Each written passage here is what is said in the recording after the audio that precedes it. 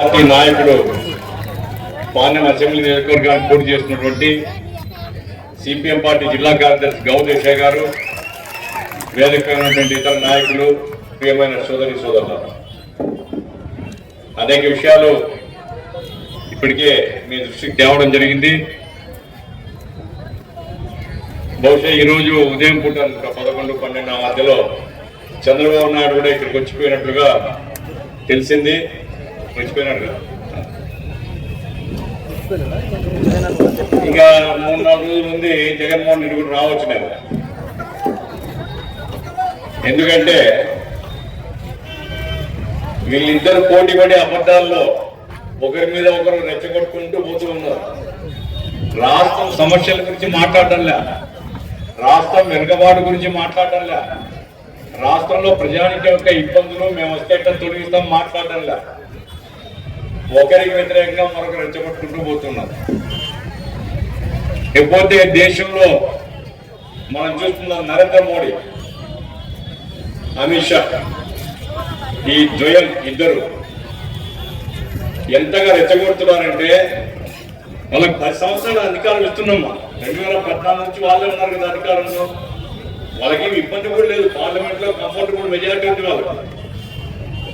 వాళ్ళు నిజంగా మంచి చేస్తే ఇంతగా ప్రాధాన్యపడాల్సిన పని లేదు, ఇంతగా రెచ్చగొట్టాల్సిన పని లేదు. ప్రజలు అనుకుంటారు వాళ్ళు చేసి చెప్పుకోవడానికి ఏం లేదు.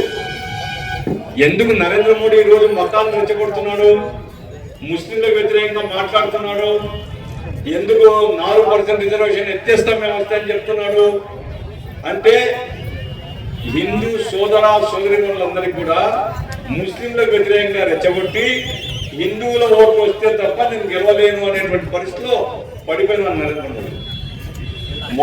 మొదటి దశ రెండో దశ పూర్తి అయ్యేప్పటికీ అన్ని పత్రికలు రాసింది ఏమిటంటే, అన్ని సర్వేలు చెప్తున్నాయంటే భారతీయ జనతా పార్టీ ఊహించుకున్నట్టుగా ప్రజలు లేరు. భారతీయ జనతా పార్టీకి గణనీయంగా ఓట్లు తగ్గిపోతున్నాయి. ఎందుకంటే వాళ్ళు గర్వంగా చెప్పుకోవడానికి సబ్కా సాత్ సబ్కా వికాస్ అన్నారు. సబ్కా సాత్ సబ్కా వికాస్ అంటే అభివృద్ధి అందరికీ చేస్తామన్నారు. 10 సంవత్సరాలైంది. ఈ మధ్య ఐక్యరాజ్య సమితి నివేదిక వచ్చింది. ఐక్యరాజ్య సమితి యొక్క నివేదికలో భారతదేశంలో పేదరికం పెరుగుతుంది, ఆహార ధాన్యాల కొరత పెరుగుతుంది, ఆకలితో బాధపడేటువంటి దాంట్లో నేపాల్, బంగ్లాదేశ్ కంటే ఇండియాలో జనం ఎక్కువ అవస్థపడుతున్నారు. మనకంటే నేపాల్, బంగ్లాదేశ్ ప్రజలు మెరుగ్గా ఉన్నారట. నేను చెప్పే మాట కాదు, ఐక్యరాజ్య సమితిలో వచ్చిన నివేదిక చెప్తున్నారు. మరి నరేంద్ర మోడీ ఏం చేస్తున్నాడు 10 సంవత్సరాలు? వికాస్ ఎక్కడుంది అని, వికాసం ఎక్కడుంది? అదానిలో వికాసం ఉంది. అదాని ఆస్తులు లక్షల కోట్లు పెరిగినాయి, అంబానీ ఆస్తులు లక్షల కోట్లు పెరుగుతున్నాయి. దేశంలో పెట్టుబడిదారులు ఇష్టం వచ్చినట్టుగా ఈ దేశాన్ని కొల్లగొట్టుకోవడానికి నరేంద్ర మోడీ వాళ్ళకి అప్పచెప్తున్నాడు. అంతేకాకుండా ప్రజలు తమ త్యాగాల చేత నిర్మించుకున్నటువంటి ప్రభుత్వ రంగ ఆస్తులన్నీ కూడా ఈ రోజు ప్రైవేట్ వాళ్ళకి అప్పచెప్పేస్తున్నారు. విమానాశ్రయాలు ఇచ్చేస్తున్నారు, నౌకా కేంద్రాలు ఇచ్చేస్తున్నారు, విమానాలు ఇచ్చేస్తున్నారు, రోడ్లు ఇచ్చేస్తున్నారు, ప్రాజెక్టులు ఇచ్చేస్తున్నారు, గనులు ఇచ్చేస్తున్నారు, కార్ఖానాలు ఇచ్చేస్తున్నారు. అంటే ప్రజల యొక్క ఆస్తులన్నీ కారుచౌకగా పెట్టుబడి చేస్తున్నారు. ఇది వాళ్ళ వికాసం. దేశంలో మేము వస్తే 2 కోట్ల ఉద్యోగాలు సాధించి క్రియేట్ చేస్తామన్నారు. సంవత్సరాలు 2 కోట్ల ఉద్యోగాలు. 10 సంవత్సరాలైంది.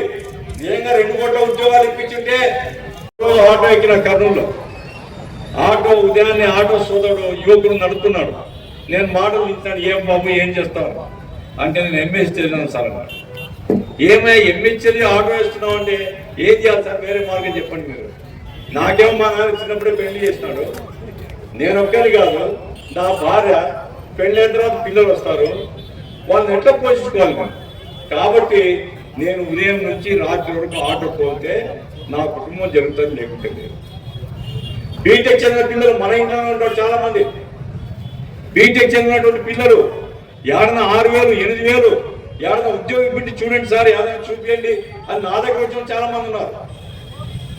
ఈరోజు బీటెక్ చదివిన వానికి ఉద్యోగం లేదు, ఎంబీఏ చదివిన వానికి ఉద్యోగం లేదు, ఎంఎస్ చదివిన వానికి ఉద్యోగం లేదు, డిగ్రీ చదివిన కోట్ల రోడ్ల మీద ఉన్నారు. పోస్ట్ గ్రాడ్యుయేషన్ చేసినటువంటి వాడు ఆటో నడుపుకునేటువంటి కర్మ ఈ దేశంలో పట్టుంటే నరేంద్ర మోడీ ఏం అభివృద్ధి చేసినాడు? నరేంద్ర మోడీకి అసలు ఇంగిత జ్ఞానం ఉందా? ఆయన అంటాడు నాకేం గౌరవం లేదు నరేంద్ర మోడీ మీద. ఏమంటాడు పార్లమెంట్ లో? ఉద్యోగాలు ఏమన్నా చూపిస్తాం, మీరు పకోడా అమ్ముకోండి, బజ్జీలు వేసుకొని అమ్ముకోండి. ఈ అమ్మ ఎంత కర్మ ఈ దేశానికి. నీలాంటి దరిద్రుడు ప్రధానమంత్రిగా ఉంటే ఎంఎస్ చదువుకున్నవాడు, బిఎస్ చదువుకున్నవాడు, ఎంటెక్ చేసినవాడు, బీటెక్ చేసినవాడు బజ్జీలు వేసుకోవాలంట. నువ్వేం చదువుకున్నావు కాబట్టి ప్రధానమంత్రి సీట్లో ఉన్నావు నువ్వు. అలా చదువు విరోధం వస్తా నీకు? ఇంత కష్టపడి పిల్లలు తమ తల్లిదండ్రులు తినగానక పిల్లల్ని చదివించుకుంటే ఆ పిల్లల చేత భవిష్యత్తు బాగుంటుంది ఆశిస్తే అటువంటి పిల్లలకు చెప్పే సలహా నువ్వు బజ్జీలంగడి పెట్టుకోమని చెప్తున్నావా? నీకంటే దారిలో పోయి ఏ దానయ్య ప్రధానమంత్రి కూర్చున్నా కనీసం ఆలోచించుకొని పేదలకు ఎట్లా సాయం చేయాలి? ఈ దరిద్రులు ఇక్కడ ఏమీ లేవు. దేశంలో నిరుద్యోగ సమస్యల గురించి మాట్లాడు నరేంద్ర మోడీ. దేశంలో ధరలు పెరిగిపోతున్నాయి, ప్రజల మీద భారాలు పడుతున్నాయి, దాని గురించి మాట్లాడు. దేశంలో బ్యాంకుల్ని కొల్లగొట్టి విదేశాలకు పారిపోతున్నటువంటి దొంగలు ఉన్నారు, వాళ్ళ గురించి మాట్లాడు. దేశంలో అదాని ఈ సంపదంతా కొల్లగొడుతున్నాడు, దాని గురించి మాట్లాడు. ఈ దేశంలో ప్రజల యొక్క కష్టాలు బాధలు నేను గుర్తు చేస్తాను మీకు. లాక్డౌన్ కాలంలో ఈ రోడ్డు దాటిన తర్వాత కొద్ది దూరం పోతే తెలంగాణ వాడు అక్కడ బ్రేక్ వేసేసి ఏ పేషెంట్ హైదరాబాద్ రానిపోతే రోడ్ల మీద వ్యాన్లలో గాలి లేక ఆక్సిజన్ లేక చచ్చిపోయినటువంటి వాళ్ళందరినీ మనం ఒకసారి తలుచుకుంటే ఈ దేశంలో ప్రభుత్వం ఉందా చచ్చిపోయిందా ఆలోచించాడు ఒక్కసారి. ప్రపంచ ఆరోగ్య సంస్థ ఉంది, వాళ్ళు ఎక్కడ చెప్పినారు నరేంద్ర మోడీ అబద్ధాల కోరని చెప్తున్నాను నేను.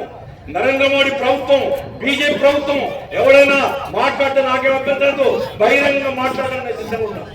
నరేంద్ర మోడీ ప్రభుత్వం కరోనా ఎదుర్కోవడంలో ఘోరంగా వైఫల్యం చెందింది.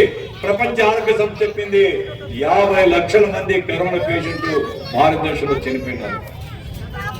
ఢిల్లీలో, బెంగళూరులో, బొంబాయిలో శ్మశానాల్లో స్థలాలు లేక కాల్చడానికి 2-3 రోజులు పట్టింది. టోకెన్ ఇచ్చి క్యూలో పెడితే ఆ శవం 2-3 రోజుల తర్వాత కాల్చాల్సి వచ్చింది. నిరంతరం 24 గంటలు మండుతున్నటువంటి మంటల్లో మన ప్రజలు చచ్చిపోయి కాలిపోతే ఏమన్నా అసలు బాధ ఉందా? కించిత్ బాధ ఉందా ఈ ప్రధానమంత్రిలో? ఇంత దేశాభివృద్ధి చెందితే ఆక్సిజన్ ఇవ్వలేవా నువ్వు? ఇంత అభివృద్ధి చెందిన దేశంలో మందులు ఇవ్వలేవా? లేదా హాస్పిటల్ కనీసం రాష్ట్రానికి ఒక హాస్పిటల్ 1000 కోట్ల రూపాయలు గవర్నమెంట్ కొల్లగొట్టు నువ్వు 1000 కోట్ల రూపాయలు నీ చేతులు పెట్టుకుని రాష్ట్రానికి ఒక హాస్పిటల్ ఇవ్వలేదే. నిన్ను ప్రధానమంత్రిగా ఎందుకు గౌరవించాలనుకుంటున్నావు? ఇప్పుడు ఏం మాట్లాడుతున్నాడు? ముస్లింల రిజర్వేషన్ గురించి మాట్లాడతారు. ఏమంట? ఇండియా కూటమి కనుక అధికారంలోకి వస్తే హిందూ సోదరులారా మీ భార్య మెడలో ఉండేటువంటి మంగళసూత్రాలు వాళ్ళు లాక్కొని పోయి వాళ్ళకి పంచిపెడతారు. ఇది ప్రధానమంత్రి మాట్లాడాల్సిన భాష. 2014 కంటే ముందు కాంగ్రెస్ పార్టీ అధికారంలో ఉంది. ఎవరు మంగళసూత్రం తీసుకుపోయినారు? అసలు ఆ మంగళసూత్రానికి ఉండే విలువ నరేంద్ర మోడీకి తెలుసా? మంగళసూత్రం కట్టినటువంటి ఆయనేమో బజార్లో వదిలేచ్చు నువ్వు. ఆ మంగళసూత్రం విలువ కనీసం విలువ తెలియదు నువ్వు. ఇప్పుడు భారత నెలలో ఉన్నటువంటి మంగళసూత్రాన్ని గురించి మాట్లాడి రెచ్చగొడుతున్నావంటే చెప్పుకోవడానికి ఏం లేనప్పుడు ఈ రకంగా రెచ్చగొట్టి మతోన్మాదాన్ని పెంచి తద్వారా ప్రయోజనం సాధించాలనేటువంటి ప్రయత్నం చేస్తున్నాడు. అమిత్ షా చేస్తున్నాడు. హైదరాబాద్ వస్తాడు, తుడగొట్టాడు. ధర్మం ఆధారిత అంటే మతం ఆధారిత రిజర్వేషన్లు రాజ్యాంగానికి వ్యతిరేకం, మేము ఒప్పుకోము, మేము తొలగిస్తాం. అరే బుద్ధి లేని విధానారా? ఆంధ్రప్రదేశ్ రాష్ట్రంలో ఉమ్మడి రాష్ట్రంలో 4% రిజర్వేషన్లు మతం ఆధారంగా ఇవ్వలేదు. నిరాశాసకుడిగా ఉన్నాను. కమిషన్ ఇచ్చారు, ఇల్లు తిరిగారు. వెనుకబాటుతనం ఆధారంగా, పేదరికం ఆధారంగా అనేక మందిని తొలగించి పేదలకు మాత్రమే రిజర్వేషన్ చట్టం చేశారు. అది కూడా తెలుసుకోకుండా రిజర్వేషన్ మీద రెచ్చగొడుతూ ఉంటే వీళ్ళకి ఏమి వికసిత భారత్, ఏమి సబ్కా సాత్ సబ్కా వికాస్ లేదు. కాబట్టి నరేంద్ర మోడీ పాలించే అర్హత లేదు, అమిత్ షాకు పాలించే అర్హత లేదు. వీళ్ళు ప్రజాస్వామ్యానికి వ్యతిరేకం, పార్లమెంటరీ ప్రజాస్వామ్యాన్ని నాశనం చేసేటువంటి వాళ్ళు లేదు. మతరాజ్యంగా భారతదేశాన్ని మార్చి మతం పేరుతో పరిపాలన కొనసాగించాలనేటువంటి ఆలోచనతో ఉండేటువంటి వాళ్ళు వీళ్ళు ప్రజల మధ్య చీలికలు తెచ్చి ప్రజల్ని విభజించి పరస్పరం శత్రుత్వాన్ని విద్వేషాన్ని పెంచేటువంటి దుర్మార్గులు వీళ్ళు. దేశాన్ని ప్రేమించే వాళ్ళు వీళ్ళు. నిజంగా దేశాన్ని ప్రేమించే వాళ్ళంటే దేశంలో భారతీయులందరూ మన వాళ్ళు. చిన్నప్పుడు పాఠాలు నేర్చుకుంటే స్కూల్లోకి పోతే స్కూల్లో చదివిస్తారు ప్రయత్నం. నా సోదరులు భారతీయులు అన్నదమ్ములం అని ప్రతిజ్ఞ చేస్తాం మనం. ఈరోజు అమిత్ షా అంటున్నాడు, నరేంద్ర మోడీ అంటున్నాడు. కాదు, భారతదేశంలో ఉండేటువంటి కొంతమంది మన సోదరులు కాదు, మనం అందరం కలిసి వాళ్ళకి వ్యతిరేకంగా ప్రజల మధ్య చీలికలు తెచ్చి ప్రజల మధ్య తగాదాలు తెచ్చి మతం పేరుతో రాజకీయాలు చేసేటువంటి దుర్మార్గుల్ని దేశం తరిమేయకపోతే ఈ దేశం బాగుపడదు. ఇంకో మాట ఏమంటున్నానంటే ఈరోజు నరేంద్ర మోడీ అంటున్నాడు నేను ప్రజల కోసం పట్టించుకున్నాను. మీ అందరికీ చెప్పదలుచుకున్న సోదరులారా, పెట్రోల్ డీజిల్ ధరలు ఈరోజు చూడండి, పత్రికలు వచ్చింది అంతర్జాతీయ మార్కెట్ లో ఇంకా తగ్గిపోయిన ధరలు. క్రూడ్ ఆయిల్ మనం బయట నుంచి క్రూడ్ ఆయిల్ తీసుకొని పెట్రోల్ డీజిల్ తీసుకుంటాం. బయట దేశాల్లో ధరలు ఈ 10 సంవత్సరాల్లో పెరగలేదు, క్రమంగా తగ్గిపోతున్నాయి. భారతదేశంలో పెట్రోల్ డీజిల్ ఏమైనా తగ్గిందా? ఎప్పుడైనా ధర విపరీతంగా పెరిగి సెంచరీ దాటిపోయింది. 21 లక్షల కోట్లు పోయిన సంవత్సరానికి లెక్కలు వచ్చినాయి. 21 లక్షల కోట్ల రూపాయలు మన జోబుల్ని కత్తిరించిన నరేంద్ర మోడీ. ఈ డబ్బులన్నీ ఏం చేస్తాడు? కార్పొరేట్ కాలగట్టిన పెట్టుబడిదారులకు రాయితీలు ఇచ్చారు. ప్రజల మీద భారం ఒప్పడం, పెట్టుబడిదారులకు రాయితీలు ఇవ్వడం, ఇది బీజేపీ యొక్క విధానం. సిపిఎం పార్టీ విధానానికి వ్యతిరేకం. కాబట్టి ప్రజాస్వామ్య పరిరక్షణ కోసం, శక్తులను ధర్మాన్ని పరిరక్షించుకోవడం కోసం, ప్రజలందరి యొక్క ఐక్యతను కాపాడడం కోసం, మత సామరస్యాన్ని కాపాడడం కోసం ఈ దేశాన్ని అన్నదమ్ములాగా ఉండేటువంటి ప్రజలందరూ కలిసి తమ దేశంగా దీన్ని అభివృద్ధి చేసుకుని ఆ సంపదంతా అందరికి పంపకం చేయాలంటే నరేంద్ర మోడీ ప్రభుత్వం ప్రజల శత్రువు కాబట్టి దాన్ని తొలగించాలనేసి ప్రయత్నాలు చేస్తున్నాం. అందులో భాగంగానే కాంగ్రెస్ తో చాలా విభేదాలు ఉన్నాయి. మేమే దాచిపెట్టుకోవడం. వామపక్షాలు ఐక్యంగా ఉన్నాయి, వామపక్షాలు పోరాడుతున్నాయి. ఇప్పుడు కాంగ్రెస్ ఒకటే కాదు, Samajwadi party, RJD party, DMK, AAP party, 28 పార్టీల ఐక్యతను ఏర్పాటు చేసి దేశంలో అందరు కలిసి నరేంద్ర మోడీ సాగనంపాలని ప్రయత్నం చేస్తున్నాం. కాబట్టి మన అభ్యర్థిగా లక్ష్మీనరసింహ యాదవ్ గారికి కూడా సిపిఎం, సిపిఐ, కాంగ్రెస్, మిగతా అన్ని పార్టీలు ఎవరి దేశాన్ని ప్రేమించే వాళ్ళు, ఎవరి దేశంలో శత్రువులను బతకాలనుకుంటారో, మత విద్వేషానికి వ్యతిరేకంగా ఉంటారో, అన్నదమ్ములాగా ఈ దేశం అభివృద్ధి కావాలంటారో వాళ్ళందరూ కూడా లక్ష్మీనరసింహ గారికి ఓటేసి మనం పార్లమెంట్ ఇస్తున్నాం. ఇక రాష్ట్రం సంగతి చూస్తే బేబీ గారు చెప్పారు, ఇక్కడ ఉండే రాష్ట్ర ప్రభుత్వాన్ని కూడా మార్చాలి. సిపిఎం పార్టీ వైఖరి ఎందుకు? జగన్మోహన్ రెడ్డి జగన్మోహన్ ముఖ్యమంత్రిగా ఎవరైనా కలిసారా? నాకు గుర్తుంది, ఎన్టీ రామారావు ముఖ్యమంత్రి ఉంటే పుల్లాడు నాయకత్వంలో ఇందిరాగాంధీ నగరంలో రోడ్డు మీద నిలబడి ఆడ నిలబెట్టి కలిసి మాట్లాడినారు. నాకు గుర్తుంది చంద్రబాబు నాయుడు ఎంత దుర్మార్గుడుగా ఆ రోజుల్లో ఉన్నా కానీ మనోడు ఆనందం చేస్తే కాగితం తీసుకుని మాట్లాడినారు. ఏ ముఖ్యమంత్రి అయినా ప్రజలు కనుక పోయి ఇదిగో మాకు ఈ సమస్య ఉందంటే ఆ సమస్యలు మనం చేస్తారా చేయరా వేరే సంగతి. ప్రజలు వచ్చినప్పుడు ప్రజలు గౌరవించి కాగితం తీసుకునేటువంటి ధర్మం కూడా ఈ ముఖ్యమంత్రికి లేదు. ఏ మంత్రిని గెలవండి, ఏ మంత్రిని గెలిచినా ముఖ్యమంత్రి గారికి చెప్పండి అంటారు. ఏ సమస్య ముఖ్యమంత్రి కనపడడు, వినడు, అసలు దొరకడు మనిషి. చాలాసార్లు మేము కార్మిక సంఘాల తరఫున ముఖ్యమంత్రి కలవడానికి ప్రయత్నం చేసినాం, రానివారు. మరి ఏం చేస్తున్నాడు నాకైతే తెలుసు. ఒక రాజకీయ నాయకుడు ప్రజల తరఫున ఎన్నికైతే 24 గంటలు ప్రజాసేవ చేయాలి. ఆయనకు స్వయంగా మొదటి నెలలోనే సిపిఎం పార్టీగా మేము డెలిగేషన్ పోయినప్పుడు నేనే స్వయంగా చెప్పాను, అన్నా మీ తండ్రి గారు ముఖ్యమంత్రిగా ఉన్నప్పుడు రోజు 1000 మందిని కలిసేవాడు, ప్రజల సమస్యలు తెలుస్తాయి, మీరు ఆ రకంగా ప్రజా దర్బారు పెట్టండి, ఎవరైనా బాధిత ప్రజలు వస్తే మాట్లాడండి, ఆ రకంగా ముఖ్యమంత్రి గారికి పోయే ఆ స్వేచ్ఛ ప్రజలకు ఇవ్వండి. లేదన్నా 1 నెల లోపల తెచ్చేస్తాను. నేను పోయి 5 సంవత్సరాలు అయిపోయాను. ఆయన వస్తే చెప్పిన దానికి ఏమంట, ఆయన వస్తే తెరలు కట్టాలంటే ఏది పిచ్చా అని నాకు అర్థం కాదు. ఇంత పిరికి పొందే ఎట్లా ముఖ్యమంత్రి అయితే నాకు అర్థం కావడం లేదు. ఇప్పుడు ఏమంటున్నాడు ఆయన, సజ్జల రామకృష్ణ ఆయన ఆత్మ. సజ్జల రామకృష్ణ ఈరోజు ఏమంటున్నాడంటే కేంద్రం సకాలంలో డబ్బులు ఇవ్వడం వల్ల పోలవరం ప్రాజెక్టు కట్టలేకపోయినా, మేము పూర్తి చేయలేకపోయినాం. ఏమయ్యా సత్యరామకృష్ణ రెడ్డి గడ్డి పిక్కున్నాం ఇంతకాలం? ఈ మాట ఇంతకుముందు మాట్లాడలేదే, ఇంతకుముందు చెప్పలేదే. ఎప్పుడైనా కానీ కేంద్రం అన్యాయం చేస్తుంది రాష్ట్రానికి, కేంద్రం పోలవరం డబ్బులు ఇవ్వలేదని ఎప్పుడైనా మాట్లాడేవా? నీ నాలుక మెలుగడిపోయింది మాట్లాడడానికి. ఈ రోజు ఎందుకు మాట్లాడుతున్నావు? ఓట్ల కోసం మాట్లాడు. పోలవరం పూర్తి కావడం లేదు. ప్రత్యేక హోదా ప్రతి యూనివర్సిటీ జగన్మోహన్ రెడ్డి విన్నాడు. ప్రతి యూనివర్సిటీలో పిల్లల్ని కూర్చోబెట్టి ప్రత్యేక హోదా వస్తే మీకు ఉద్యోగాలు దొరుకుతాయి, రాష్ట్రం అభివృద్ధి అవుతుంది, నాకు 20 స్థానాలు ఇవ్వండి, మీకు ప్రత్యేక తెచ్చిపెట్టే బాధ్యత నాది అన్నారు. 25 అడిగాడు, 22 మందిని గెలిపించారు ప్రజలు తప్పలేదు. జగన్మోహన్ రెడ్డి నిజాయితీ ఉందా నీకు? రాజశేఖర్ కొడుకువేనా? మనమ దిప్పలు మాట తప్పనంటావే. ఈ 5 సంవత్సరాల్లో ప్రత్యేక హోదా కోసం ఒక్కరోజైనా మాట్లాడినావా నువ్వు? ప్రత్యేక హోదా సాధించుకోవడం కోసం చిన్న ప్రయత్నం చేస్తావా? నరేంద్ర మోడీ కాళ్ళ దగ్గర పోయి రాష్ట్రాన్ని తాకట్టు పెట్టినావే. నీవు మళ్ళోసారి అధికారంలోకి వస్తే నాయన రాష్ట్రంలో ప్రజలు ఎవరు బతకరు, నీ అంత అస్త దరిద్ర పాలన ఇంకోటి ఉండదు. కాబట్టి ఈ పాలన భద్రం పెట్టిన తప్ప, ఈ పాలన పోతే తప్ప రాష్ట్రం బాగుంటుంది. ఏమంటాడు మాట వాడికి? నేను బటన్ నొక్కినా 2,70,000 కోట్లు. ఏమ్మా ఎన్నిసార్లు బటన్ నొక్కినాడు అతను? 140 సార్లు నొక్కినా అంట. 140 సార్లు బటన్ నొక్కి 2,70,000 కోట్లు మీకు పంచినాను, నా కోసం 2 బటన్లు నొక్కండి. విరాట్ బానే ఉంది.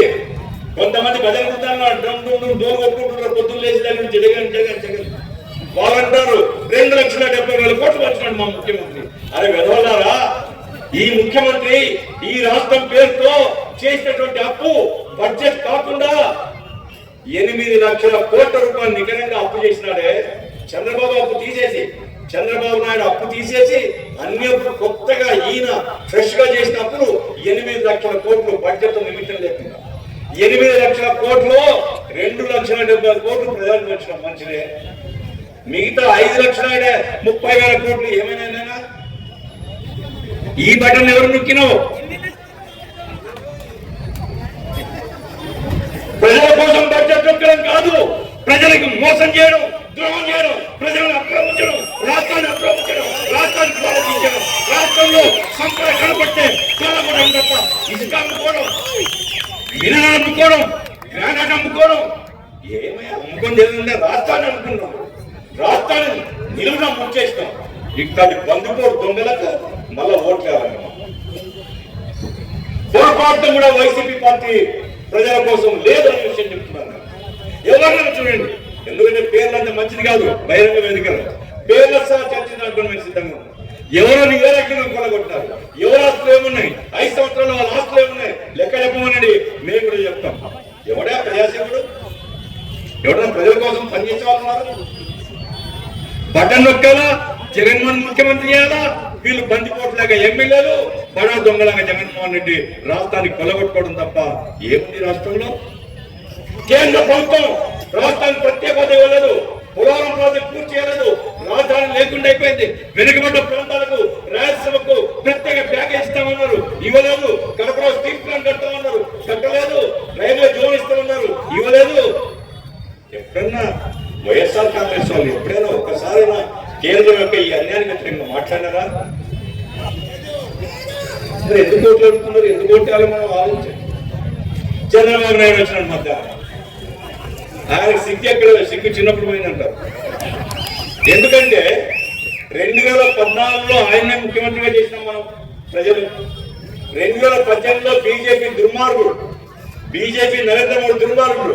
నరేంద్ర మోడీ నిత్తనమే నా లక్ష్యం, ప్రత్యేక హోదా ఇవ్వలేదు, రాష్ట్రానికి అన్యాయం జరిగింది అని పెద్ద పోరాటం చేసి 2019 ఎన్నికల్లో బీజేపీ వ్యతిరేకంగా కొట్లాడినావే. ఇప్పుడు బీజేపీలో ఏమి బెల్లం కనపడుతుందో నాకు అర్థం కదా. ఈగలు చేరినట్టుగా మరి బీజేపీ చేరుతున్నావు నువ్వు. ఏమిటి మార్పు? ఏమిటి 2018కి ఈ రోజుకి ఏం మార్పు ఉంది? నువ్వు రాజమండ్రి సెంటర్ చేయకపోయినావు, రాజమండ్రి సెంటర్ చేయకపోయిందా? ఆయన జైలు పోయినాడు కాబట్టి మళ్ళా జైలు పోకూడదు బీజేపీ ఉంటున్నావు. ఈయన జైలు పోయినాడు కాబట్టి జైలు పోకుండా బీజేపీ ఉంటున్నావు.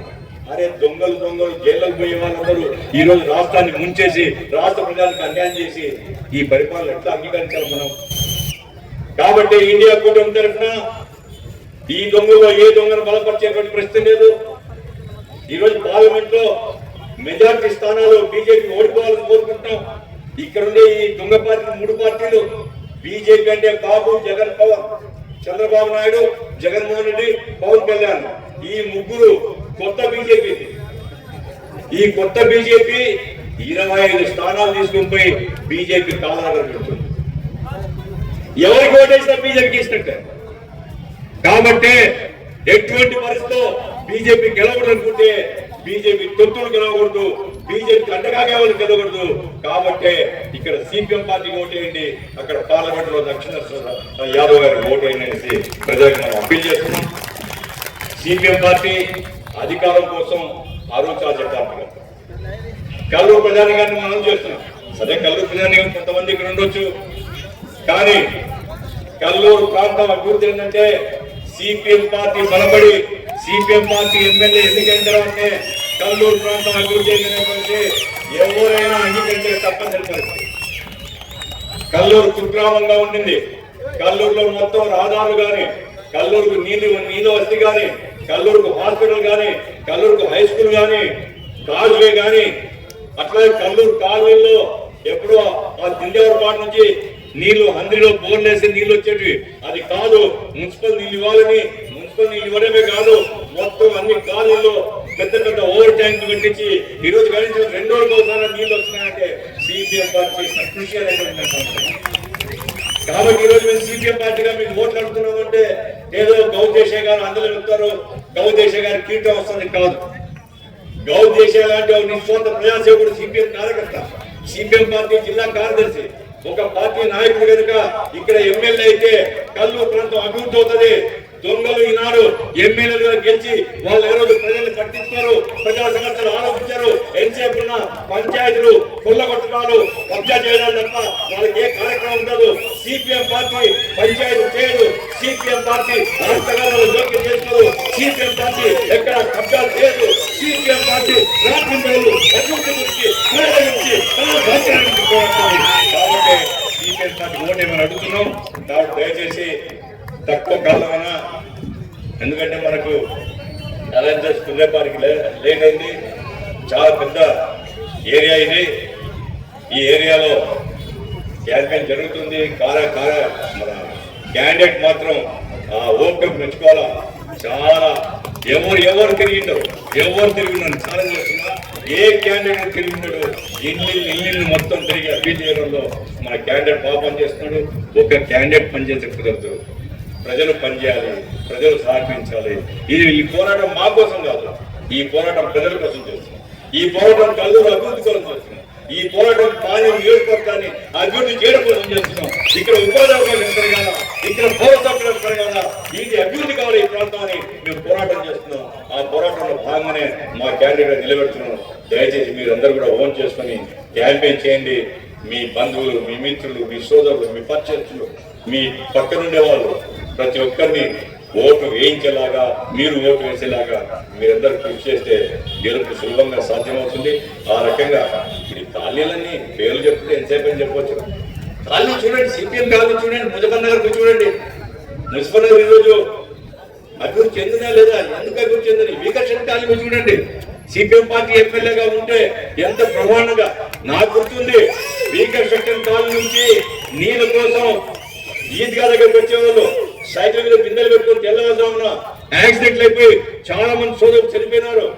ఆ బాధ చూసి ఏది ఏమైనా రీకన్స్ట్రక్షన్ కాలనీ నీళ్ళ కోసం బయటికి రాకూడదు, వాళ్ళ ఇంట్లో నీళ్ళు పోవాలని సిపిఎం పార్టీ చేసిన కృషి వల్ల ఈ రోజు ఆ సౌకర్యాలు వచ్చినాయి. ముజఫర్ నగర్ కానీ, రీకన్స్ట్రక్షన్ కానీ, కల్లూరు కానీ, కల్లూరు కాలనీలు కానీ, ఇవన్నీ శ్రీనగర్ కానీ ఇవన్నీ డెవలప్ అయినాయంటే సిపిఎం పార్టీ యొక్క పోరాటం, సిపిఎం పార్టీ యొక్క కృషి ఉంది. దీన్ని ఒక్కసారి గుర్తు తెచ్చుకోండి. ఆ రకంగా మరొకసారి మీకోసం పనిచేయడానికి, మరొకసారి ఈ ప్రాంతాల మీద శ్రద్ధ పెట్టి ప్రజల యొక్క పరిస్థితిని బాగు చేయడానికి ఒక అవకాశం సిపిఎం పార్టీ మిమ్మల్ని అందరినీ కోరుతూ నాకు ఇచ్చినటువంటి అవకాశానికి ధన్యవాదాలు.